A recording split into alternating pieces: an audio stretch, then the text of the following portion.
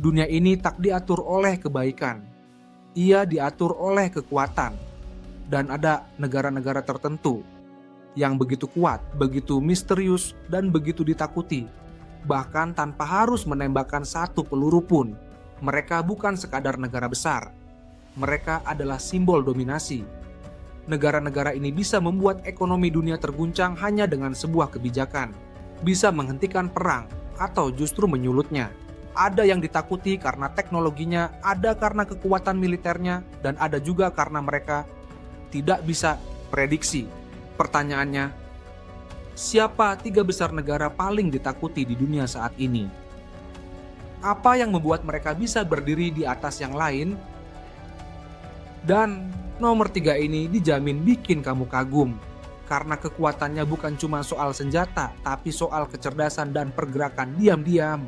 Di akhir video ini kita akan mengupas sebuah pertanyaan penting. Apakah Indonesia bisa menyusul atau malah akan menjadi korban permainan negara-negara besar ini? Selamat datang di narasi panjang tentang 3 negara yang bisa mengubah arah dunia. Hanya dengan satu langkah. Jika dunia ini adalah panggung drama global, maka Amerika Serikat adalah aktor utama. Negara ini bukan hanya raksasa ekonomi, tetapi juga pusat dari militer, teknologi, budaya, dan geopolitik dunia. Tidak ada negara lain yang memiliki kombinasi kekuatan seperti AS. Pertama, mari bicara soal militer. Amerika punya lebih dari 800 pangkalan militer di luar negeri. Angkatan udaranya memiliki ribuan pesawat tempur canggih, termasuk jet siluman seperti F-22 Raptor dan F-35 Lightning II. Angkatan lautnya memiliki lebih dari 11 kapal induk super besar. Bandingkan dengan Cina yang baru punya 3. Kekuatan nuklir ANSS juga masih menakutkan. Lebih dari 5.000 hulu ledak nuklir aktif dan cadangan tersebar di fasilitas rahasia dan kapal selam nuklir yang sulit dilacak. Tapi kekuatan AS bukan cuma soal senjata. Ia juga mengendalikan ekonomi dunia melalui dolar AS, IMF, dan World Bank. Bahkan kebijakan suku bunga dari Federal Reserve bisa mempengaruhi harga beras di Asia Tenggara. Ini bukan lelucon, ini nyata. Hollywood, Silicon Valley, hingga NSA. Amerika bukan hanya memproduksi hiburan dan teknologi, tapi juga sistem pengawasan global yang tidak disadari oleh jutaan orang di dunia.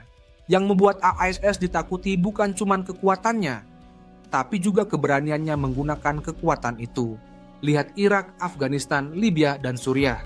Amerika tak segan menghancurkan sebuah rezim jika mereka anggap mengganggu stabilitas dunia. S adalah negara yang paling mungkin mencampuri urusan negara lain, secara terbuka atau diam-diam. Dan dunia tahu, kalau kamu menentang Amerika, siap-siap menghadapi badai. Di urutan kedua muncul sebuah kekuatan baru yang tidak bisa lagi diabaikan. Republik Rakyat Tiongkok. Negara ini tidak datang dengan gaya keras seperti Amerika, tapi dengan strategi panjang, teknologi tinggi, dan kekuatan ekonomi yang sangat masif. Pertama, ekonominya. Cina adalah pabrik dunia. Segala hal yang kamu gunakan sekarang, dari HP, laptop, pakaian, hingga furnitur IKEA, mungkin ada komponen yang dibuat di sana. Dengan PDB mendekati AS dan pertumbuhan yang cepat, Cina perlahan membangun pengaruhnya lewat perdagangan, bukan perang. Tapi jangan salah, militer Cina tumbuh secara luar biasa. Mereka membangun armada kapal perang terbesar di dunia dengan teknologi rudal hipersonik yang bahkan AS belum tentu bisa cegah. Jet tempur J-20, drone taktis, dan sistem pertahanan anti-satelit mereka benar-benar menunjukkan bahwa China serius menjadi kekuatan militer global. Cina juga memimpin di bidang teknologi strategis, AI, quantum computing, jaringan 5G, dan bahkan ekspansi luar angkasa lewat program Chang'e. Mereka memiliki social credit system yang secara literal memantau seluruh kehidupan warganya, dan kini sedang mengekspor sistem itu ke beberapa negara lain. Itu menakutkan sekaligus mengagumkan. Yang membuat Cina ditakuti bukan hanya kekuatan militer dan ekonominya, tapi cara bermainnya. Mereka tidak menembak langsung. Mereka membungkus dominasi dalam bentuk investasi, hutang, dan kerja sama infrastruktur. Melalui inisiatif Belt and Road, Cina telah menjerat banyak negara dengan hutang besar yang akhirnya harus tunduk pada kepentingan Beijing. Cina adalah naga yang tidak banyak bicara, tapi siap menyembur kapan saja. Dan dunia kini menyadari, kalau URSS adalah penguasa lama, Cina adalah calon penguasa berikutnya. Dan inilah negara nomor 3, Rusia. Banyak orang berpikir bahwa Rusia sudah lemah pasca runtuhnya Uni Soviet, tapi itu hanya ilusi tak.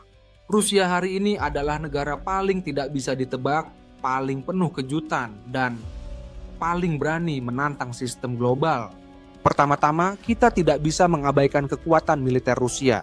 Mereka masih memiliki salah satu persenjataan nuklir terbesar di dunia. Dan bukan hanya itu, Rusia juga terkenal karena sistem rudal seperti S-400 dan S-500 yang dianggap paling mematikan di dunia. Konflik di Ukraina memperlihatkan satu hal. Meskipun dikepung sanksi barat, Rusia masih mampu bertahan. Bahkan mereka justru memperkuat aliansi baru dengan Cina, Iran, dan negara-negara Global South. Mereka menunjukkan bahwa dominasi barat bisa dilawan. Cyber warfare Rusia juga sangat ditakuti. Dari dugaan intervensi pemilu di AES hingga sabotase infrastruktur digital Eropa, mereka bergerak di dunia maya dengan sangat agresif. Rusia punya pasukan hacker yang dilatih layaknya tentara elit, dan dunia tahu itu. Yang membuat Rusia ditakuti adalah karakter pemimpinnya, Vladimir Putin, mantan agen KGB yang dingin, taktis, dan tidak pernah menunjukkan emosi. Dia tidak butuh popularitas global, dia hanya butuh kontrol. Dan jika ada negara yang cukup berani menyerang Ukraina tanpa takut terhadap NATO, itu hanya Rusia. Rusia adalah kartu liar dunia. Mereka mungkin tidak punya kekuatan ekonomi sebesar ISIS dan Cina, tapi mereka punya satu hal yang membuat mereka berbahaya. Kemauan untuk menantang aturan global, apapun resikonya. Lalu Indonesia ada di mana? Kita negara besar, penduduk keempat terbanyak, sumber daya melimpah, letak strategis. Tapi dalam daftar negara paling ditakuti, kita belum ada. Bukan karena kita lemah, tapi karena kita belum menyatukan kekuatan besar kita menjadi pengaruh global. Kita masih sibuk bertengkar soal hal-hal kecil di dalam negeri, lupa membangun kekuatan luar negeri. Padahal dunia sedang berubah, dan mereka yang lambat akan tertinggal atau dijadikan pion. Pertanyaannya, apakah Indonesia akan menjadi negara penentu di masa depan? Atau hanya akan menjadi medan pertempuran proksi dari 3 kekuatan besar tadi? Dunia tidak menunggu. Dan kekuatan global tidak peduli dengan negara yang hanya bisa netral tanpa pengaruh. Mungkin saatnya kita bangun sebelum semuanya terlambat.